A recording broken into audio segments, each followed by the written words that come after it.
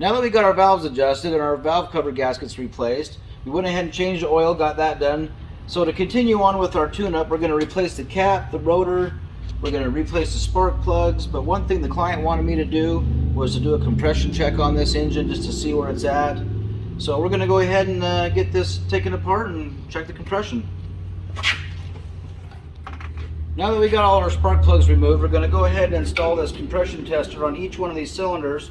We went ahead and got this hooked up on one of them already, but one tip that I can give you is that in order to make it not start up while you're cranking it, I like to disconnect the wire going to the distributor. So I'm going to follow this little green wire back to the coil, and here it is here. So I'm just going to unplug that little guy and make sure that I'm not going to try to start up while I'm, although the spark plugs are out, yes, I just don't want ignition going to any place.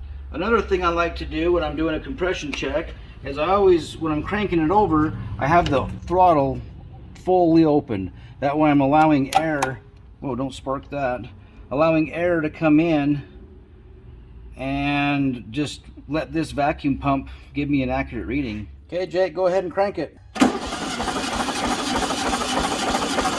Stop. We're reading at 130 on cylinder number 2. Now we're going to go ahead and check cylinder number 1. Go ahead, Jake, crank it over. Stop. That one's at 130 as well. Right on. Now I'm going to go ahead and check cylinder number 3.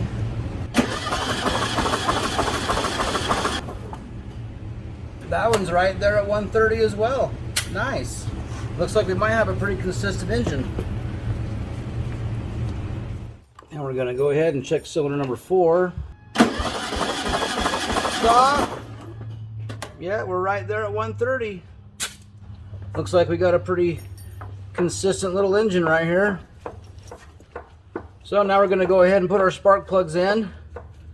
I already went ahead and I gapped them at 26 thousandths. So we're going to go ahead and get our cap and rotor replaced, go ahead and fire this thing up, recheck our engine oil level, and hopefully this thing runs a lot better than it did before. The valves are quite tight, so that's going to make it seem like a constipation type situation. So yeah. Oh yeah, be sure to like and subscribe and ring the notification bell because we're giving away $1,000 in cash. So the first 1,000 subscribers to our channel, we're going to draw a name from them 1,000 subscribers once we hit 1,000, and we're going to give away $1,000 cash. So make sure to like and subscribe and check out our next videos. Went ahead and grabbed my trusty screwdriver. I'm going to pry off these spring steel little holdy downer guys, holdy downers. Take this off. Yeah, inside the cap here you can see if possibly it's kind of gray and corroded.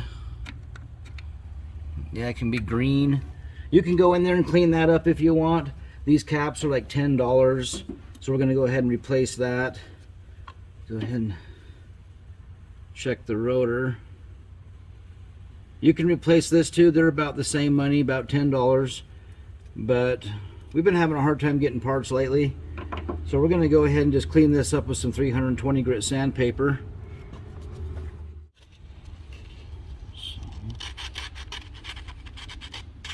Doesn't take much. See right there? Boom, shiny. Yeah, that's all it takes. I'll give it a little zap right here too.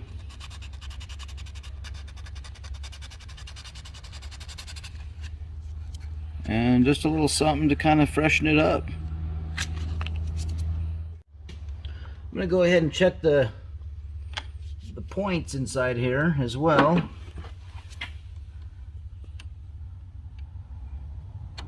Yeah, they seem to be not glued together. I'm going to have to turn this over and watch these open and close, and I can set the gap on that. So now I got my wire here out of the way. I'm going to actually just take this thing right out of here. Although I'm very scared about dropping the screw. The reason why I want to take it out is I'm going to just quickly take some sandpaper and resurface my points.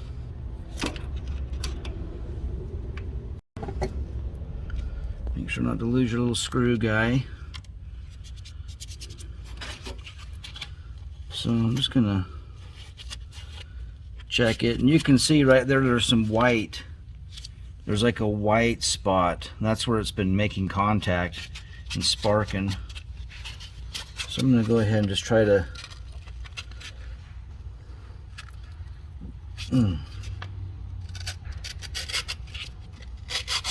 resurface that some. They got a lot of spring tension to them. So it's not like it's super easy to, so I'm just going to put this in there and pull it.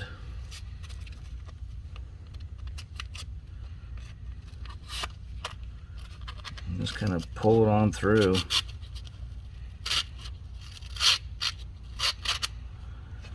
I'm just trying to give it a chance to have a new surface. I can see that I've cleaned it up a little bit more. There's still some of that white residue on there. I'm going to go ahead and drag it across it again. I got to do it where it's flatter on the paper. Right here it's crinkly. Don't want to make it all crooked and weird. Surface your area unevenly, so just pull that through there for the third time. That's some 320 grit paper I used. That's not the ultimate paper, but it's a paper we had handy, so we used it, and you can use something similar. So I feel like I got that surface cleaned up pretty good. I feel confident there's going to be a nice new surface there for contact. Now we're going to attempt to put this back in there. Let's try it this way. We've got this right there. You just come, it's hard to land it because this right here is in the way from that to just go straight in, so you kind of got to come in on an angle. Trying. I want it. And there's success. Yay! So now that we got them resurfaced, I'm going to go ahead and put my 16 thousandths feeler gauge in here. I just got it sitting in there. I'm going to go ahead and tighten this down.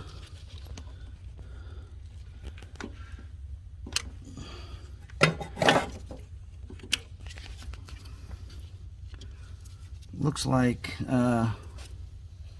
yeah, we're still up on our lobe. It's tight, so I got to redo that. Sometimes you got to go back and forth. I think I'm just going to hold it with my hand a little bit, open it up, tighten it down.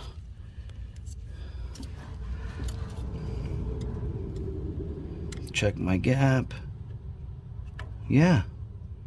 That feels really nice. It's actually got a little bit of drag on it. I think I can open it up a little bit more. Is that a little bit too much?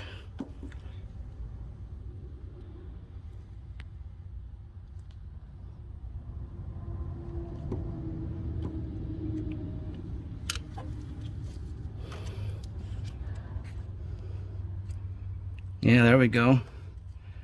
You can just barely feel it kind of magnetized and in there. So there you have it. That's how you set the gap on your points. Now I'm going to go ahead and put my wire back on.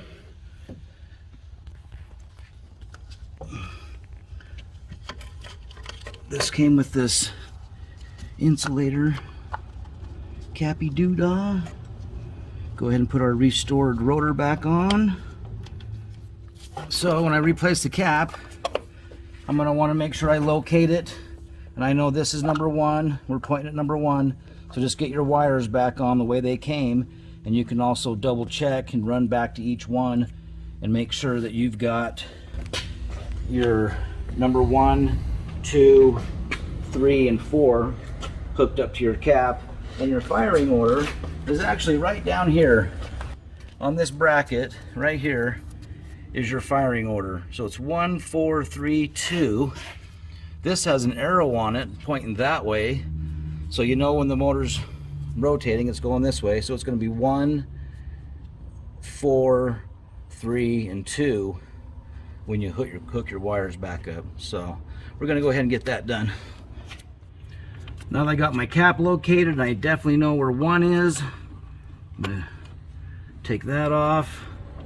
Right here on the bottom of this has this notch. It's wide, and that actually lines up with this notch right here.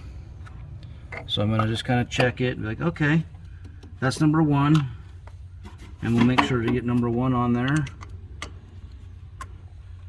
Voila. Now I feel confident I can just kind of snap that back into place, and I'll come right here, pull off number 4. This one should be number 3. This one's number 2.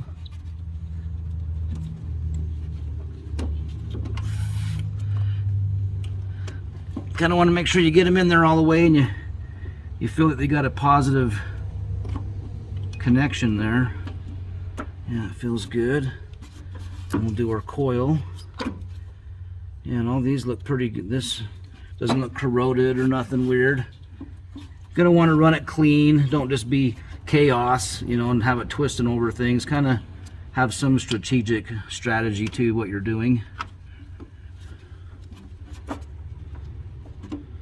So yeah, like that. Okay guys, it's been a long haul. You've stuck with this through thick and thin. So what we've done is the compression check, replaced the spark plugs, we restored the points, set the point gap, put a new cap on there. The next thing we have to do is start this thing up and take it on test drive. We're thinking that we're probably going to have to go through the carburetor and rejet it for the 5,000 feet elevation that we're at. And so watch our next video on how we take this on a test run and rejet the carburetor.